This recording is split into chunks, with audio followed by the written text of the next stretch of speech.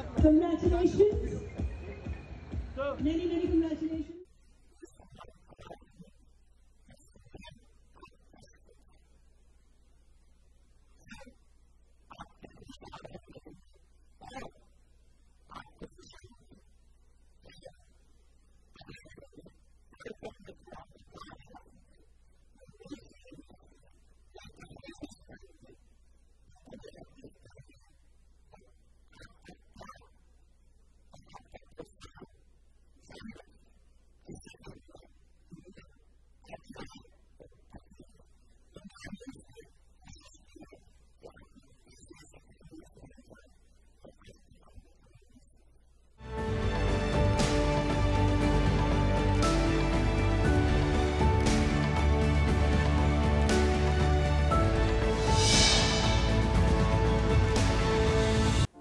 नमस्कार, अनसुनी कहानी में आपका स्वागत है।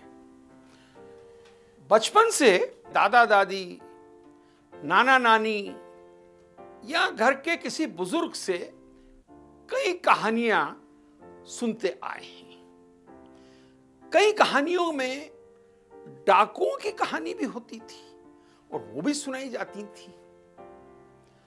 मध्य प्रदेश के भिंड जिले के बिसूली गांव का एक 22 साल का नौजवान लड़का पहलवानी का बड़ा शौकीन था। साल 1956 में पहलवान बनने के सपने देखने लगा था, लेकिन गरीबी की वजह से उसका यह सपना ही रह गया। थोड़ी सी जमीन थी, पिता के साथ किसानी करने लगा। इसी बीच गांव के कुछ दबंग उसकी जमीन का हिस्सा हड़प लेते हैं। लड़का पुलिस के पास जाता है, लेकिन पुलिस दबंगों का साथ देती है। वो दबंग कोई और नहीं थे, उसी के अपने चचेरे भाई थे।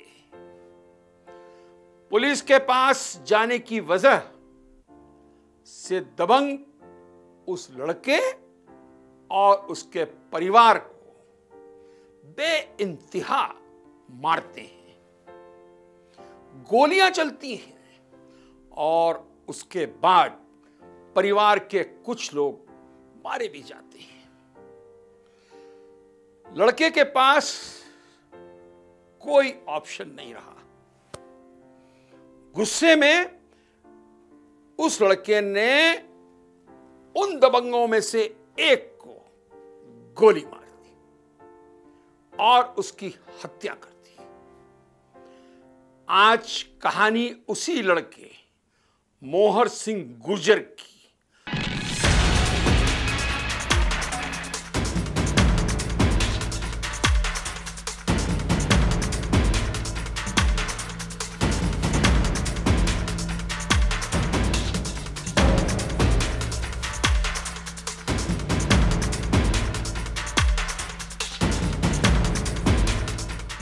जिसने बागी बनकर 400 से ज्यादा हत्याएं और 650 से ज्यादा अपहरण किए। चंबल के इतिहास का सबसे महंगा डाकू कैसे बना? साल 1958 में मोहर सिंह जब अपने चचेरे भाई की हत्या कर बीहड़ पहुंचा, तब उसकी उम्र केवल 24 साल थी।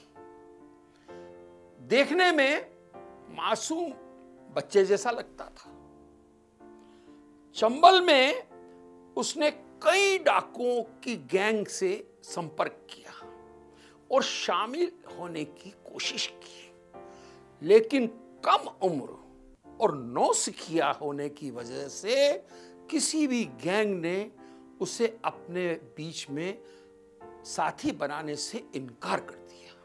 गांव में उसके पास एक हत्या का केस दर्ज हो चुका था। पुलिस लगातार उसे ढूंढ रही थी, इसलिए वो वापस भी नहीं जा सकता था। मोहर सिंह ने अपनी ही एक गैंग बनाने का फैसला कर लिया। बीहड़ में कई दिन बिना खाए बिना पिए उसने बिताए। फिर उसकी दोस्ती कुछ नए डाकुओं से हो गई और उसने एक छोटी सी गैंग बना ली।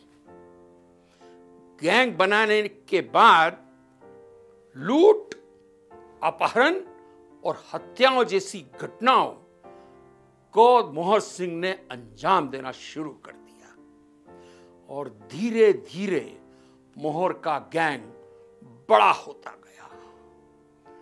उसकी गैंग में 150 से ज्यादा डाकू शामिल हो चुके थे। साल 1961-62 में मोहर की गैंग का साल भर का खर्चा 1 लाख रुपए होता था।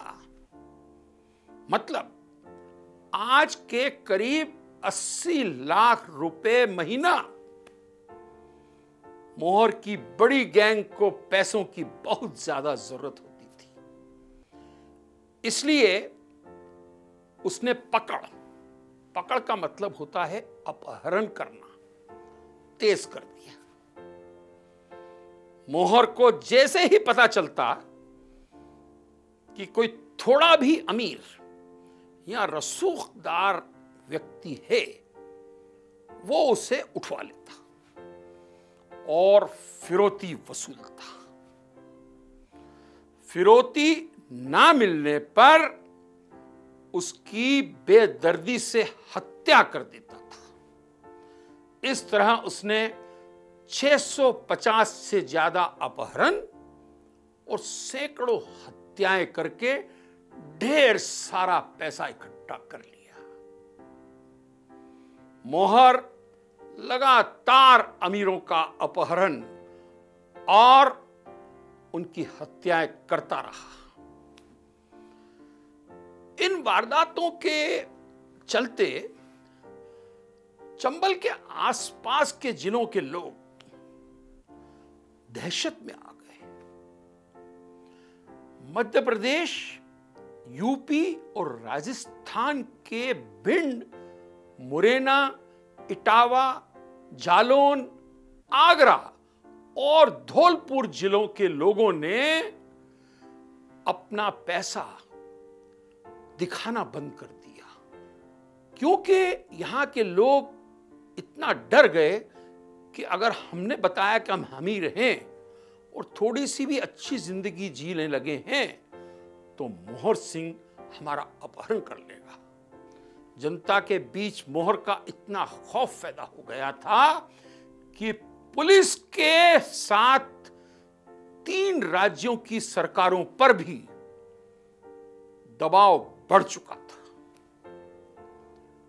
पुलिस की कई टीमें बीहड़ों के चक्कर काटने लगी थी। मोहर की गैंग से उनकी मुठभेड़ तो होती, लेकिन पकड़ नहीं पाती थी। उल्टा पुलिस के ही दर्जनों जवान मारे जाते थे।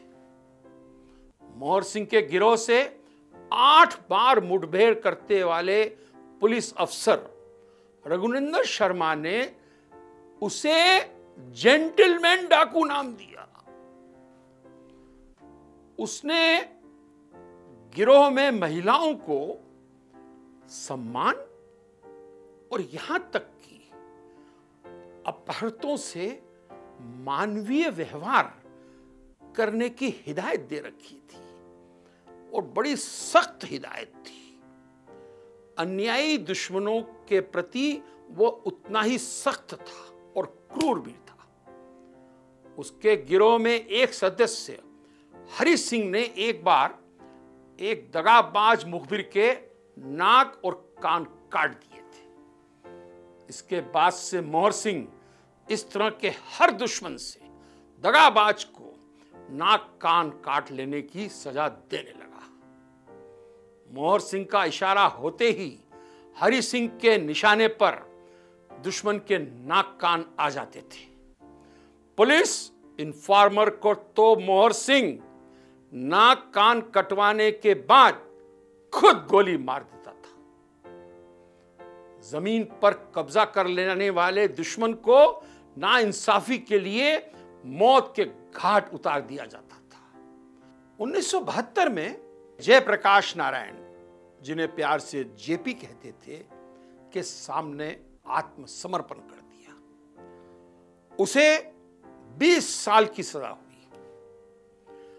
लेकिन जेंटलमैन डकैत को सजा माफी के साथ 1980 में ही रिहा कर दिया गया।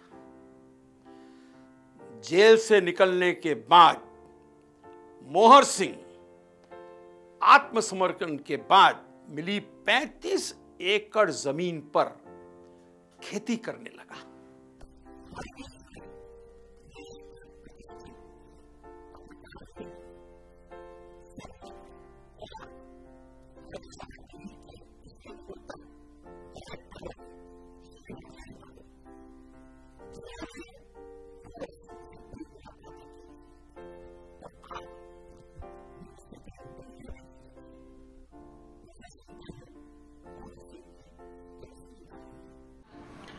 मोहर सिंह की समर्पण से पहले लोकनायक जयप्रकाश नारायण और उनकी पत्नी प्रभावती जी से एक मुलाकात हुई थी और उसने बहुत देर तक मुलाकात की। और जब वो निकल के आया तो जो उसने मुझे बातचीत बताया कि बाबूजी से मिलके ऐसा लगा कि साक्षात भगवान को देख लिया है या भगवान के भेजे दूत उनके सामने बैठे हुए हैं। तो उनसे देर तक वो बात करता रहा। सारा समर्पण के बारे में उसने सारी जो उसके मन की में बातें थी वो सब उनसे निकाल ली। और जब निकल के बाहर आ गया तो लोकनायक जयप्रकाश नारायण के जो सचिव थे उन्होंने पूछा कि भाई सब सारी बात ठीक हो गई। तो अचानक उसको याद आया कि मैं तो नंबर 1 गैंग हूं और नंबर 1 गैंग का जो समर्पण है वो सबसे पहले होना चाहिए और मैं सबसे पहले बातचीत करने भी आया हूं लोकनायक जी से। तो उसने कहा तो ये बात फिर से वापस जाके करो। तो वो मोहर सिंह फिर वापस अंदर गया, जयप्रकाश नारायण जी से बातचीत की और उन्होंने उसको वादा किया कि हाँ, सबसे पहला आत्मसमर्पण जो होगा वो मोहर सिंह के गिरोह का ही होगा और मोहर सिंह का ही होगा। एक छोटा सा ब्रेक ले लें और फिर सुनते हैं अनसुनी कहानी डाकू मोहर सिंह की।